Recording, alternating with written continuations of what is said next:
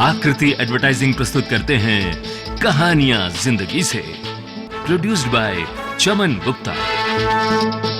दोस्तों नमस्कार, मैं हूं नीरज शर्मा और मैं सुचित्रा गुप्ता। दोस्तों प्रस्तुत है कहानी जुग जुग जियो, लेखिका रंजना शर्मा। दोस्तों, समाज में ऐसे लोगों की कमी नहीं जो मात्र अपने सुख सुविधा को सर्वोपरि रखते हैं। उनको न सामाजिक कर्तव्य का बोध होता है, न अपनों की सीख की परवाह। अपना सपना उन्हें सही लगता है, अन्य के सपनों से उन्हें कोई सरोकार नहीं होता है।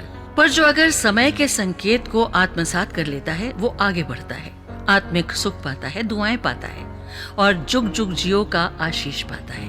आज की कहानी में ऐसा ही कुछ सुन पाएंगे आप। अपेक्षा, उपेक्षा और कर्तव्य बोध की कहानी, आइए सुनते हैं। उत्तराखंड का एक ऐसा ही गांव जहां रहती है माया। बड़ी मुश्किल से जिसने अपने बेटे राजेंद्र को शहर भेजकर डॉक्टरी की पढ़ाई कराई, कुछ अपेक्षा, कुछ लक्ष्य रखकर। तभी तो जब राजेंद्र का फोन आया कि अब वो डॉक्टर बन गया है, तो माया के आंखों में खुशी के आंसू झलक गए। देखते ही देखते पूरे गांव में खुशी फैल गई। सब यही सोच रहे थे कि आखिर माया ने वो कर दिखाया जो पति की मृत्यु के बाद शायद संभव नहीं था। माया ने माली हालत ठीक न होने के बावजूद एकमात्र संतान राजेंद्र को स्कूल भेजना शुरू कर दिया था। खुद दिन रात कड़ी मेहनत करती और बेटे को पढ़ने के लिए प्रोत्साहित करती रही। जिस दिन राजेंद्र 12वीं में उत्तीर्ण हो गया, उसने अपनी माँ से कहा, माँ, मैंने स्कूल की पढ़ाई तो पूरी कर ली है, अब मैं कोई काम में लग जाना चाहता हूँ, तुम्हारी मदद करना चाहता हूँ। क्यों बेटा, तुझे तो बहुत पढ़ना है, ऐसा क्यों कह रहा है? क्या पढ़ाई में मन नहीं लगता? नहीं, ऐसा नहीं है माँ, पढ़ना तो चाहता हूँ, पर अब आगे पढ़ना हो तो शहर जाना पड़ेगा ना, और फिर शहर में भी सबके लिए बहुत पैसा लगेगा। तू चिंता क्यों करता है? पैसा लगेगा तो मैं ज्यादा मेहनत करूंगी, है ना? राजेंद्र बेटा, किसी भी हाल में तुझे डॉक्टर बनकर दिखाना है और इस गांव के लोगों की सेवा करनी है। बस यही सपना है मेरा, पूरा करेगा ना? हाँ माँ, मैं भी यही चाहता हूँ, पर तू तो जानता ही है, हमारे गांव में शहर से आने वाले ज्यादातर टिकते नहीं हैं। ज्यादातर समय गांव का क्लिनिक बंद ही रहता है। ऐसे ही एक समय ने तेरे बापू को निगल लिया। जब तक हम कहीं किसी डॉक्टर के पास पहुंचते, वो चल बसे। काश समय पर सही उपचार और सलाह मिल जाती। माँ, मैं कसम खाता हूँ, खूब अच्छी तरह पढ़ूंगा, डॉक्टर बनूंगा। रही पैसे की बात, थोड़ा तुम देख लेना, थोड़ा मैं ट्यूशन वगैरह करके कमाने की कोशिश करूंगा। माँ की छलछलाती आंखों में अपना सुनहरा भविष्य देखकर राजेंद्र का मनोबल बढ़ा और कुछ दिन बाद वो डॉक्टरी की पढ़ाई करने शहर चला गया। माया विश्वस्त थी, आश्वस्त थी कि उसका बेटा एक अच्छा डॉक्टर बनेगा और ग्रामवासियों की मदद करेगा। एक एक कर दिन बीतते गए। माया दिन रात मेहनत करती रही और राजेंद्र पढ़ाई करता रहा। पूरे ग्रामवासी छुट्टी में कभी कभी घर आए राजेंद्र से पूछते, अरे और कितने दिन में डॉक्टर बन जाओगे बेटा? जी अभी समय लगेगा चाचा जी। समय ने अपनी आदत न छोड़ी। माया और राजेंद्र दोनों के जीवन और सोच में धीरे धीरे परिवर्तन आना शुरू हो गया। माया अपनी कर्मठता, सेवा भाव और सभी से निर्मल व्यवहार के कारण लोकप्रिय होती जा रही थी। तो शहर में राजेंद्र की विचारधारा में परिवर्तन आने लगे थे। माया ने ये बात महसूस की। छुट्टियों में जब भी आता अपने कमरे में ही रहता, किसी से भी ज्यादा बात ना करता। कभी कभी माया आशंकित हो जाती, बेटे ने कहीं डॉक्टरी की पढ़ाई तो नहीं छोड़ दी, पर वो अपना माथा झटक देती। छी, मैं अपने बेटे के बारे में ऐसा क्यों सोच रही हूँ? वो जागती आंखों से भी यही देखती कि राजेंद्र डॉक्टर बनकर सिर्फ क्लिनिक पर ही नहीं बैठेगा, बल्कि घर घर जाकर सबका हाल चाल जानेगा। वो दिन भी आ ही गया। राजेंद्र ने फोन पर ये कहा, माँ मैं डॉक्टर बन गया माँ। क्या? सच बेटा? राजेंद्र आया तो उससे मिलने गांव के लोग आने लगे, बधाई देने लगे। माया को प्रतीक्षा थी कि कब राजेंद्र औपचारिक रूप से डॉक्टर बनकर अपना काम शुरू करेगा। उसके कान तरस रहे थे कि कब राजेंद्र बोलेगा, माँ तुम अब बस मुझे और घर को संभालो, मैं अब आ गया हूं, मैं काम करूंगा। ऐसा ही हुआ। लगभग 1 सप्ताह के बाद माया सुन रही थी जो बेटा राजेंद्र कह रहा था, हाँ तुमने बहुत काम कर लिया, अब मेरी बारी है, मैं कमाऊंगा और तुम बस घर देखोगी। सच बेटा, जानते हो तुम्हें गांव के गरीब जनों का मसीहा बनते हुए देखना चाहती हूँ मैं तुम्हें अपने साथ शहर ले जाने आया हूँ। हाँ? मैं गांव में नहीं, शहर में प्रैक्टिस करूंगा। मैंने सब व्यवस्था कर ली है। ये क्या कह रहे हो तुम? शहर में क्यों, यहाँ क्यों नहीं? माँ क्या रखा है यहाँ? मुझे पैसा कमाना है जो यहाँ संभव नहीं है। तुम इतने सालों से यहाँ मेहनत कर रही हो, क्या मिला तुम्हें? अब और नहीं, मैं तुम्हें सब सुख सुविधा देना चाहता हूँ और वो शहर में ही संभव है। बेटा मेरी समझ में नहीं आ रहा है, तुम ये सब कुछ क्यों सोच रहे हो? शहर में तो बहुत डॉक्टर होंगे ना, पर यहाँ सबकी आंखें तुम पर ही टिकी हैं और तुम यहाँ नहीं रुकने की बात कर रहे हो। मां तुम समझ नहीं रही हो।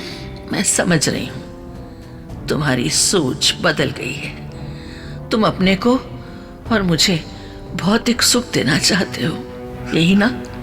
पर बेटा उनका क्या जो तुम्हें डॉक्टर बेटा कहते नहीं थक रहे, जो तुमसे उम्मीद लगाए बैठे हैं। दोनों एक दूसरे को समझाने की कोशिश करते रहे, पर दोनों अपनी अपनी बात पर अड़े रहे। अंत में माया को कहना ही पड़ा, राजेंद्र तुम शहर जाना चाहते हो, जाओ, मैं रोकूंगी नहीं, पर हाँ तुम्हारे साथ भी नहीं चलूंगी। मां एक बात जरूर कहना चाहती हूं, हमें वहीं रहना चाहिए जहां हमारी उपस्थिति से लोगों का भला हो, उन्हें खुशी मिले।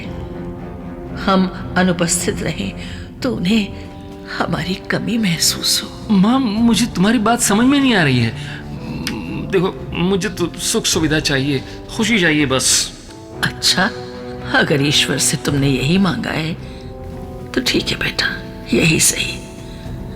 पर तुम्हें नहीं लगता कि ईश्वर हमें जीवन देते हैं उपहार में, तो हमें जीवन को सार्थक बनाना चाहिए? खुशी और आनंद तो अपने आप मिल जाएगा बेटा। मां तुम बड़ी बड़ी बातें कर रही हो जो मेरी समझ से परे हैं। मैं तो सीधी सी बात कह रहा हूं, अब मैं मेहनत करूंगा, उसमें भी तो सेवा भाव ही होगा ना, और पैसा भी मिलेगा तो हमें सुविधाएं भी मिलेंगी। क्यों? माया ने शहर जाना स्वीकार नहीं किया। तैश में राजेंद्र चला गया। जब वो गांव के घर से निकल रहा था तो माया ने कहा, तुम अब तभी यहां लौटना जब तुम्हें ही लगे कि यहां तुम्हारी ज्यादा जरूरत है। राजेंद्र को रास्ते भर मां की ये बात टीस देती रही, पर वो लौटा नहीं। कुछ समय बीत जाने के बाद राजेंद्र की डॉक्टरी चल पड़ी, पर वो थोड़ा बेचैन रहता। मन कहता जाओ, गांव लौट जाओ, पर युवा राजेंद्र का दिमाग कहता नहीं, अभी कमाने का वक्त है, यही मेहनत करो। राजेंद्र के अंदर दुविधा रूपी तूफान चलता रहा। उसे कुछ सूझ नहीं रहा था, लेकिन मानो ईश्वर ने ही उसे दुविधा मुक्त कर दिया। पहाड़ी क्षेत्रों में भारी बारिश, वर्षा से तबाही होने की खबर आने लगी, और जब प्रभावित क्षेत्र में उसके गांव का भी नाम आया तो राजेंद्र एक पल भी नहीं रुका। माँ और गांव की चिंता से वो लगभग भागता हुआ ही जैसे तैसे अपने गांव के घर पहुंचा। आधा हिस्सा टूटा देखकर घबरा गया। माँ कहाँ है? ये सोच ही रहा था कि पीछे से एक आवाज आई, डॉक्टर बाबू, आपको बहुत से घरों में कोई न मिलेगा, सब नए पंचायत घर की शरण में हैं, माया भी वहीं मिलेगी आपको। वो ठीक है ना चाचा जी? हाँ ठीक है, हमेशा की तरह दूसरों की सेवा में लगी है। अब तुम भी आए हो तो जरा देख लेना, बहुत से लोगों को तुम्हारी जरूरत है बेटा। राजेंद्र पंचायत घर पहुंचा तो उसने देखा बहुत से लोग घायल थे। सब एक दूसरे की मदद कर रहे थे। उसकी मां भी वहीं थी। वो मां की तरफ आगे बढ़ा, तभी किसी ने मदद मांगी। डॉक्टर बेटा, जरा मेरी बच्ची को देख दो, उसके पैर में चोट लगी है बेटा। हाँ, जरूर जरूर। और डॉक्टर राजेंद्र बच्ची की तरफ जाने लगा। उससे पहले उसने मां की तरफ देखा, जो थोड़ी दूरी पर थी। मां उसे देख रही थी। आंखों में खुशी और गर्व का भाव था। राजेंद्र मुस्कुराया और काम में लग गया। खुशी और संतोष से मन पुलकित था। उसके बाद राजेंद्र शहर नहीं लौटा। मां की आंखों में जुग जुग जियो का भाव देखकर उसे लगा कि डॉक्टर राजेंद्र बनकर उसे वो पुरस्कार मिल गया था जिसकी उसे जरूरत थी। कठिन दौर बीत गया, सब कुछ सामान्य हो गया। तब भी गांव के लोग माया और राजेंद्र को कहते नहीं थकते हैं, जुग जुग जियो, जुग जुग जियो। सही तो है। एक बार की जिंदगी में हमें ऐसा ही करते रहना चाहिए कि लोगों से हमें आशीर्वाद मिलते रहें और सुनने को मिले, जुग जुग जियो। दोस्तों, आपने सुनी आकृति एडवर्टाइजिंग की प्रस्तुति कहानियां जिंदगी से। इस क्रम में कहानी का शीर्षक था जुग जुग जियो। हम उम्मीद करते हैं कि आपको हमारी कहानी जरूर पसंद आई होगी।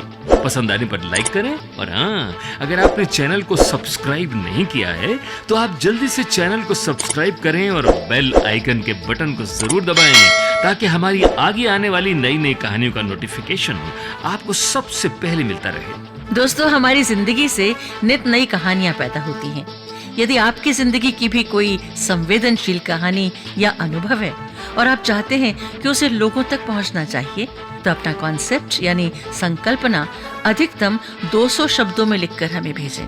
पसंद आने पर आपके कॉन्सेप्ट का कहानी रूपांतरण कहानियां जिंदगी से में शामिल किया जाएगा आपके नाम के साथ। हमारा ईमेल आईडी है banerjeemunmun026@gmail.com। धन्यवाद।